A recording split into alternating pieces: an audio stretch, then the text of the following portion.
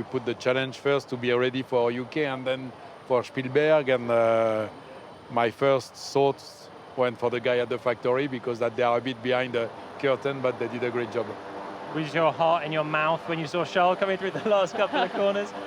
Yeah, that. But you know the feeling that it's always balanced. For sure, it's much better feeling. Holding on to third, degradation was a huge factor for so many.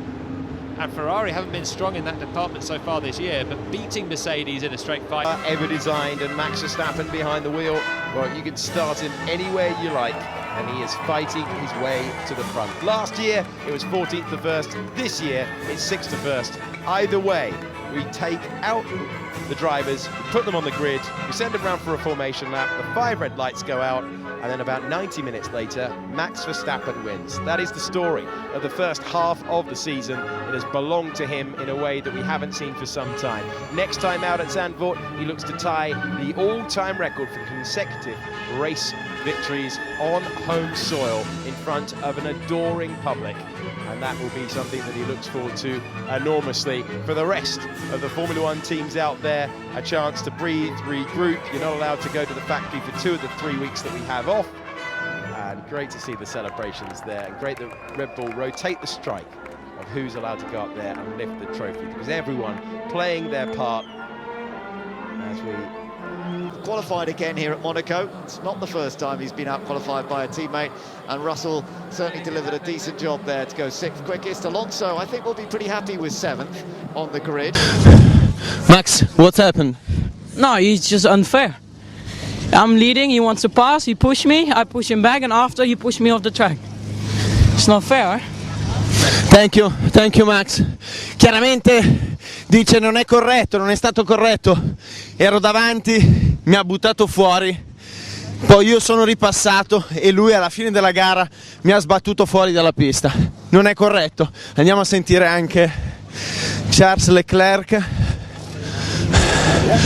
Charles, what's happened with Max? Nothing, just an incident on the race. Chiaramente. Disappointment of Bahrain. 12 points, I think, Leclerc will have over Carlos. Waiting for his first win, Max Verstappen. They came, they saw, done by Honda in the last couple. On your lap, but I think to get this start for the team is really special.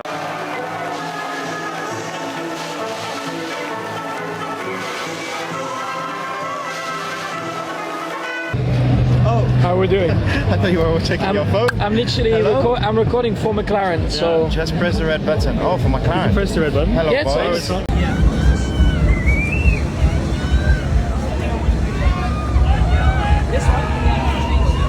We're the back.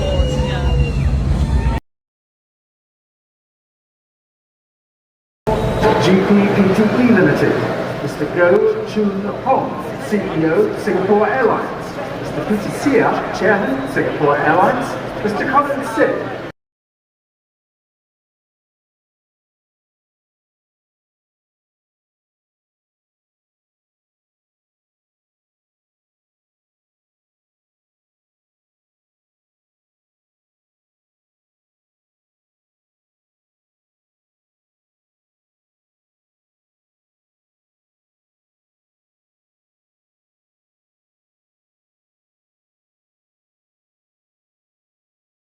to put a good lap when it counted, and it puts us in a good position for tomorrow. So got it done in qualifying. Are you confident? Positions in a row with a different pole position, and compared to the year before, position holder Charles Leclerc has been there previously in his career, but never back-to-back, and so Max Verstappen is denied that, and the position Charles Leclerc P1, Carlos Sainz P2, Verstappen, then Daniel Ricciardo with his best since his return, but more than that for Ricciardo.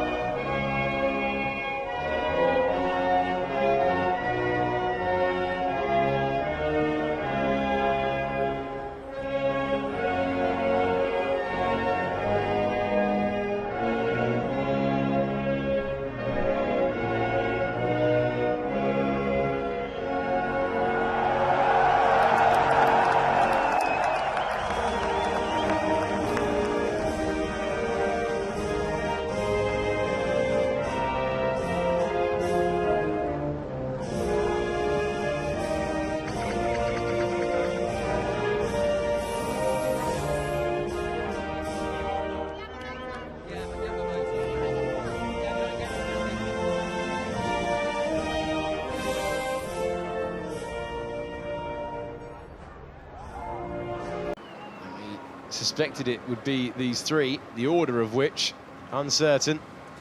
No bad blood after turn one, but certainly being discussed, isn't it, between Max Verstappen and Charles Leclerc.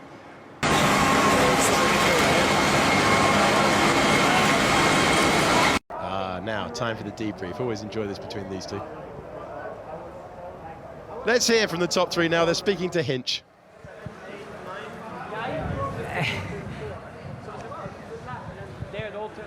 Hey, Max. Well, we got you here, man. Congratulations, 31st pole of your career. Obviously, this is not the end to Q3 that anybody was really expecting.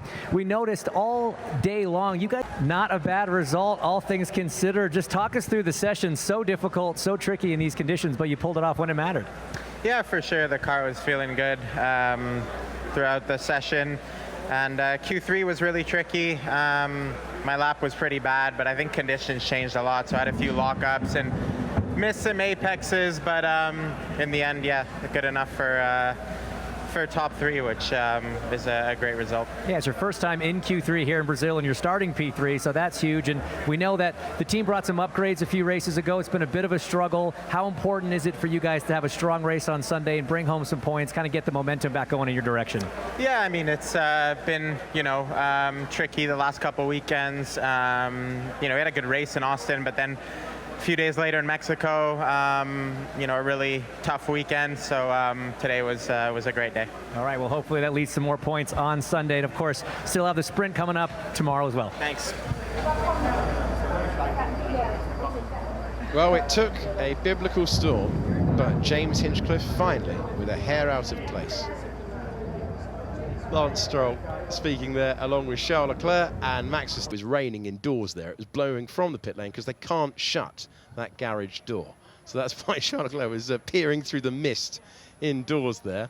There's a rather unusual top three photo as the rain continues to lash down in Interlagos. We've let the post-quali show team know that we will need them to venture into the conditions, to give us a read of what it is out there, really give you at home, the viewer, an experience of what it's like to be on the ground. Get going sometimes, especially in qualifying. Are you thinking that guy behind you might have a better shot of qualifying, the way they can get I their don't know, you tyres should going? ask him. I will. What do you think? In a second. Charles, can you come in? Can you repeat the way you can get your tyres nice and hot immediately, the way that the Red Bull brings its tyres in the race a bit slower? It's like we massage the tyres. You do massage the tyres, but it's cold here, so I don't know if you'll have to massage the tyres. More aggressive, where this is our strength. This gives you the I'll do a hot stone massage this time. Instead of a relaxing. I think they still have the upper hand, for sure. In the race or qualifying? I think both, but maybe in quali, we never know. We think we are going to be strong here. What do you think? I don't think too much. All right, just drive. Yeah. Okay, let's see. Okay, brilliant. That's it for me. Right. Mara, I think you need to thank you. Perfect. Yeah, you are with Mara now.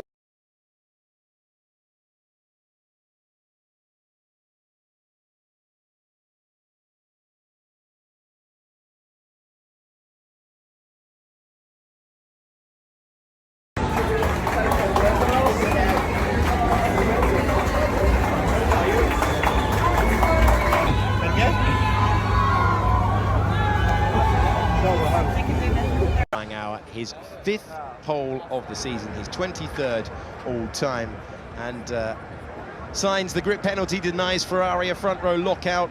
It puts Verstappen on the front row tomorrow thanks to that 10th-place penalty, and 12th then for Sainz as a result. It means that Russell will be P3 for the 6th time this season.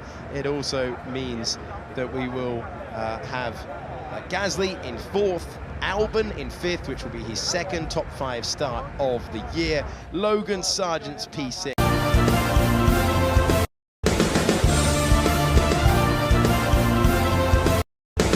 AlphaTauri. Great efforts all round. It is Verstappen, Leclerc and Russell on the final podium. Take the win with an audacious strategy, but then cruelly finding the wall on the last lap. For the 2nd year in a row, it is Charles Leclerc who finds himself in 2nd and Max Verstappen on the top step. They're joined by George Russell, and in the end it was Fernando Alonso finishing 4th in the championship, his first top 5 finish.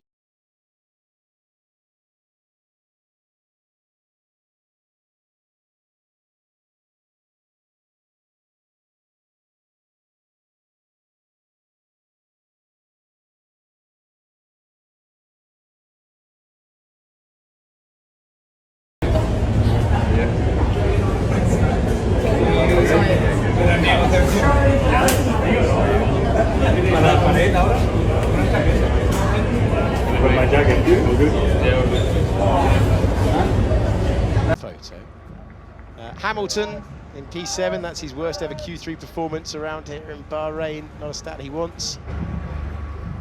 Russell in 6th place, starts in the same position he did in Abu Dhabi the last time we ran a qualifying session. Alonso's P5 is his highest start in Bahrain since he was with Ferrari, highest start.